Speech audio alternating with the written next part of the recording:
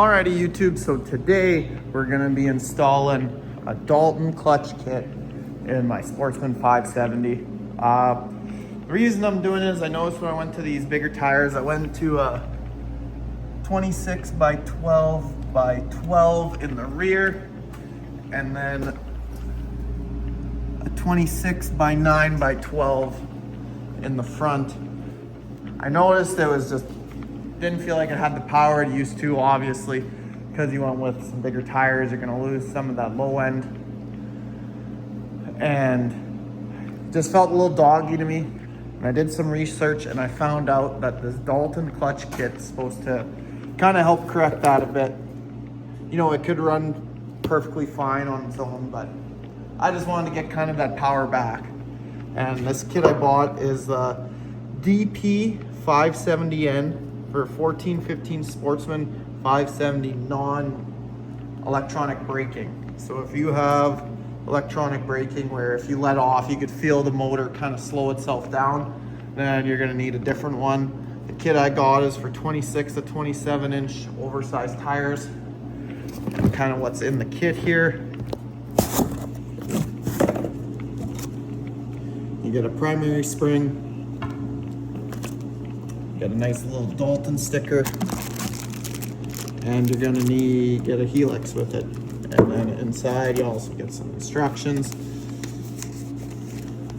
There's also a different spring you can order for, I believe, higher elevations or something like that, or if you're doing some serious mud bogging. But so tools so far, it looks like I need just off the start. Looks like we're gonna need a 10 mil, a T27, and one of these, whatever, a flat blade, or if you have a tool, because it looks like first I'm gonna have to take this panel off here with just these two quick connects. This panel will pop right off, and then down here, looks like I got one there, and I got one there, and then right here, I got a T27, another T27, and then it looks like on the footwell here I got four. One there, one there, one there, and one there. So what we're gonna do is I'm gonna remove that, take that off, and we'll jump in from there. And also looks like you're gonna need a 10 mil, these clutch cover bolts when that time comes, and a flat blade for that, and then that'll get you started. And then once we get in here, we'll kind of run down what we need to take the clutch apart. So there, got that guy off. Pretty straightforward. The one thing, there was some nuts under these, on those four that were sitting on the bottom. For me, it was a 7/16 is what fit. So that's what we went with. So next, what you're gonna wanna do is you're gonna take flat blade, remove this vent on the back, remove this one, and then there is 1, 2, 3, 4, 5, 6, 7, 8 bolts holding this clutch cover on. So just go around, they're a 10 mil bolt, just go around, remove all those, and then we'll jump in after that. Alrighty, we got that cover off. It's kind of a pain. Someone must have put silicone all around this. They must have had water leaking in or something, I don't know. But yeah. So next steps here are, you're gonna wanna take this bolt out. This is a 13 mil, and then your secondary will come right out. And we'll see. I'm hoping I don't need to pull the primary. I'm hoping I could just pull these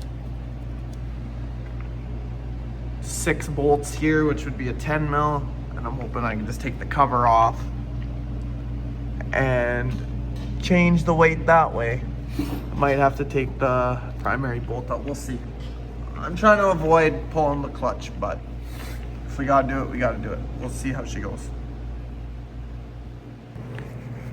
Also, very important step before I forget, before you take the primary cover off, just take a Sharpie and mark 2 spots here, so when you put your cover back on your primary, it's going to be balanced, because if you switch this up, you can lead to your primary being unbalanced and it's going to start shaking and shit, and you're going to want none of that. So make a quick reference mark so you remember when you put the cover back on how it was.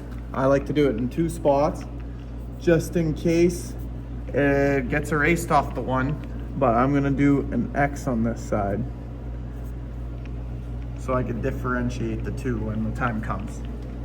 Just wanted to throw that in there before we got too much further, just in case you guys are following along. I don't want you guys to rip the cover off and then be like, what the hell? So yeah, it looks like you're not gonna need a puller to take this guy off to get this clutch kit installed. And looks like you're gonna have to take this bolt out. It's just a 16 mil. And then what I like to do, or what I did, was I backed it out and I just threaded in a bit. So when I took these cover bolts off, if for some reason it slipped and shot back at me, it's gonna stop on this bolt. But granted, there's not too much pressure under this primary spring. It's pretty weak to some I've seen on like snowmobiles and stuff, so no harm, no foul there. Now's a good time. If you want, you can inspect. Just go around and inspect, make sure your buttons aren't all worn out. Just this little pieces on the end of your arms here. Just make sure nice and smooth there, and you can still see the buttons themselves. Mine look to be in pretty good shape, so I don't think we're gonna have to do any rebuilding or anything like that. So what you're gonna want to do here is you just take this spring, throw it out. No, I'm just kidding. Save it if you ever want to go back to stock. And you're gonna throw this blue spring that came in your clutch kit in. And then just throw that cover back on. Make sure it's lined up the way that, whoops, there goes my spring. Make sure it's lined up the way that you marked, and you'll be good to go. So I'm just gonna do that real quick. And then that will take care of your primary. And then once we're done there, we'll jump with the secondary. It's a little more involved than this, so be back in a minute. All right, we kind of got this guy back together. So what I'm gonna do now, before I even touch the secondary, is I'm gonna torque this guy down, because if I don't, I'll forget to torque this guy down or something and my primary comes flying off. So anyways, the torque spec on this bolt here is 47 foot-pounds, and these guys is 100 inch-pounds for what I've seen online. And since when you try to torque it, it's gonna wanna try and spin the whole primary. So what I'm gonna do is I'm just gonna hold it with a pry bar in place. So make sure you're not going in here, because you'll damage these things that slide on.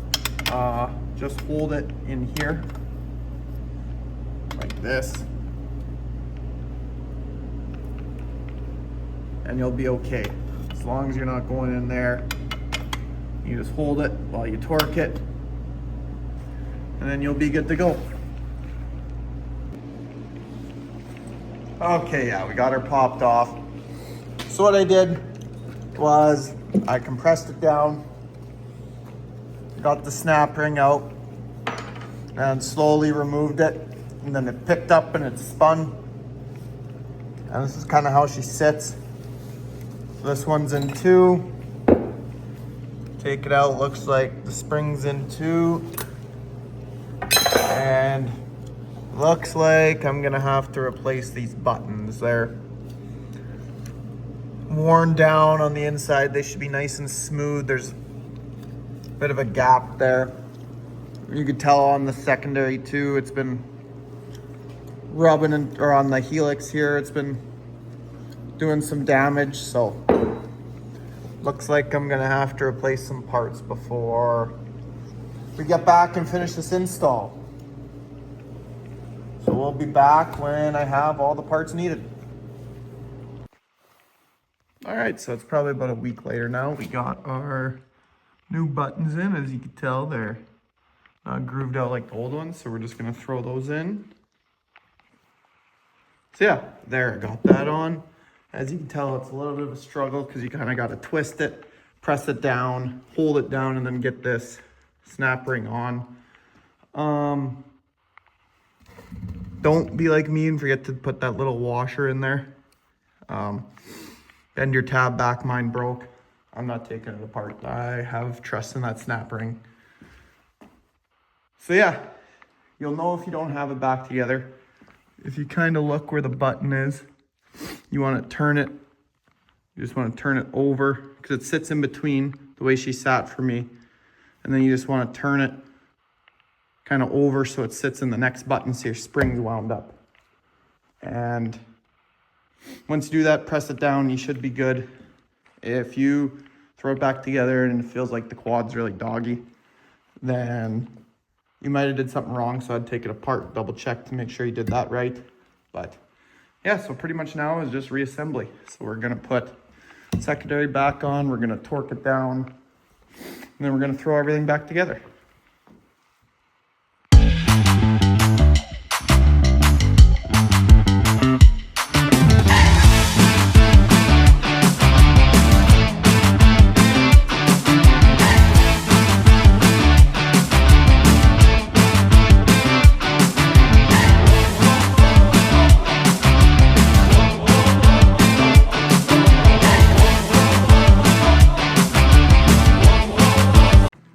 And voila, just like that, we got her back together. Putting it back together is pretty much straightforward, pretty much how everything came off. 13 mil on the secondary bolt. I torqued it to, I think, 15 foot-pounds. I think torque spec was like 13 or 14, something like that. And then all the cover bolts were, I guess it's a little bit of a struggle to get that secondary on with the belt, but a little bit of messing around and we got that back on. Slap the cover back on. All these guys are 10 mil all the way around. And you throw your vent tubes back together, flat blade, pretty straightforward. That one's giving me a little bit of a fight, but not that big of a deal. And then throw this guy back on, just a couple taps here, here. And then these guys were T27, these four, and then a 7/16 on the bottom of these four as well. And that pretty much does it. So that's how you install a Dalton clutch kit on a 15 Sportsman. I think next video I'll take it for a rip and we'll give it just a quick little first opinion on what I think, if it's worth it, if I notice any difference, or if it's pretty much the same as stock. So I hope not, but we'll touch base on that in another video. If you enjoyed, like, comment, subscribe, and we will see you next time. Thanks.